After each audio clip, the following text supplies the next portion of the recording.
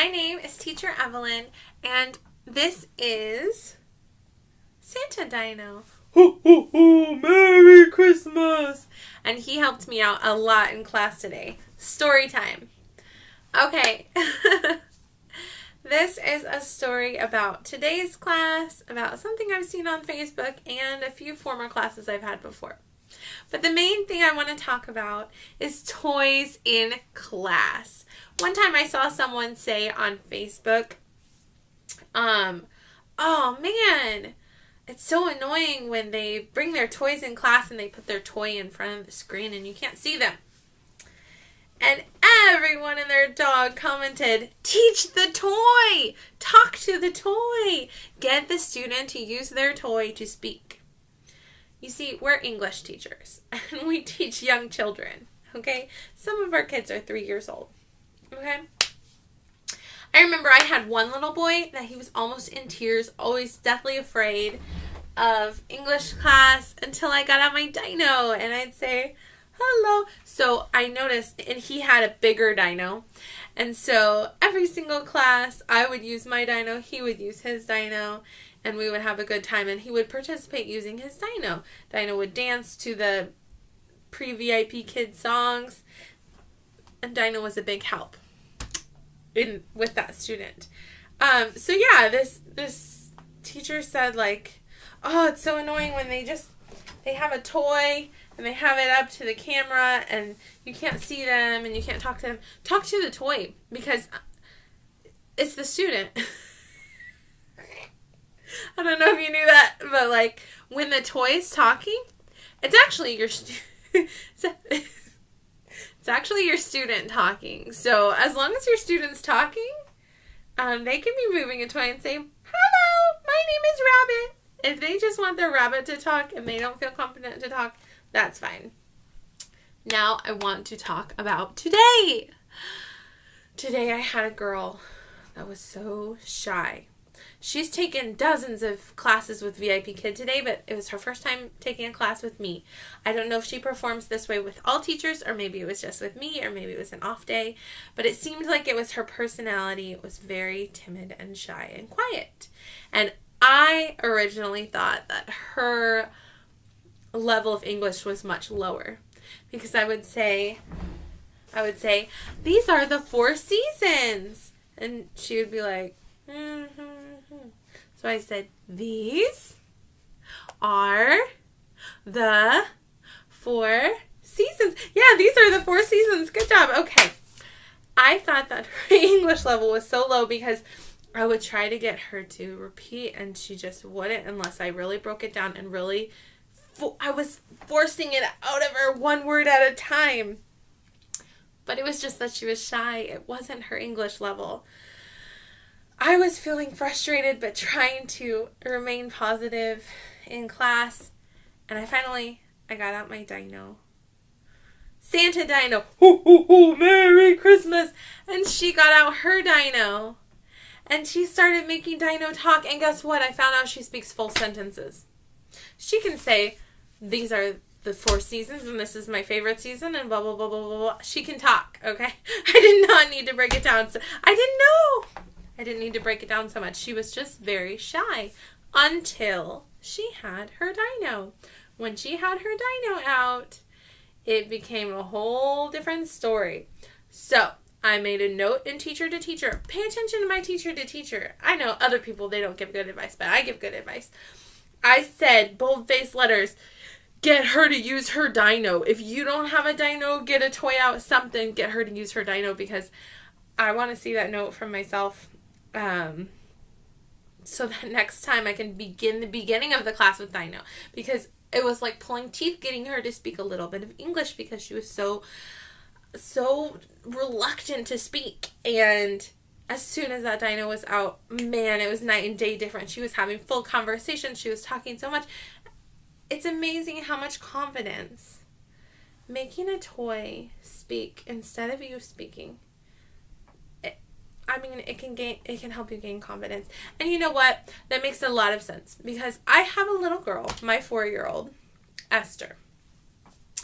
And if she were to take a class online, she would freak out. She would love the idea of sitting in mommy's chair and sitting and taking a class, but then as soon as the foreign teacher that she does not know began speaking to her, she would probably be very shy and scared and not want to speak. But as soon as she had like a toy or something and got to make the toy talk, that would knock her right out of that shyness, because she's an outgoing little girl, but she gets frightened sometimes and she gets shy and things scare her. She's just 4, but I think it's her personality more than anything, because I also have a 3-year-old who's the opposite. She's very outgoing and bubbly, and you can't scare that girl. She's too confident. Not too confident. But anyway, every kid is different, right? So in the same way that my children are different, our students are different. And you might have a student who's very confident or a student who's not confident. While I'm already making the video, let me talk about some of my older boys.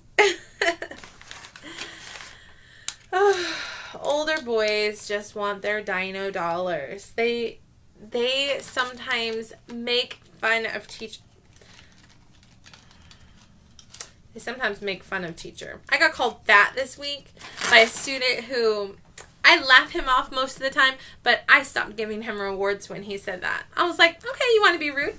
I mentioned it, and I stayed positive, but he only got $200 Dino dollars instead of $600. He earned all 5 of his stars for participating, but he stopped getting rewards because he was being rude.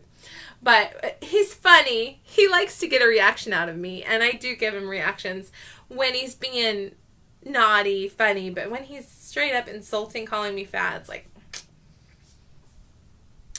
really? I might be fat, but that doesn't mean you can say it, buddy. Anyway, so whenever I draw a heart on the screen for my students, he's one that he'll always break my heart. So, oh, you broke my heart. I'll draw another heart. Oh, you broke it again. Oh, I'll draw another heart. So we have this little friendship / banter back and forth. It's important to remember the context of our students. Our students are children in China. That means they have been all day long at school. They have after school activities, whether they're on a sports team or play an instrument. When they finally make it home in the evening, they have probably 3 hours worth of homework most nights, and they have an English class online. They're exhausted. And in Chinese classes, a lot of times, they have their school uniforms. They have expectations of how they're going to sit in their seat quietly and behave all the time until their recreational time. And so when they're naughty and ornery in class, I try to, for the most part, laugh it off unless they're being insulting. Then I'm like, okay, that's where I draw the line. That's enough of that. That's enough of that, little naughty boy. So anyway, each one of our kids, they're going to express themselves in different ways. Remember, this is an extracurricular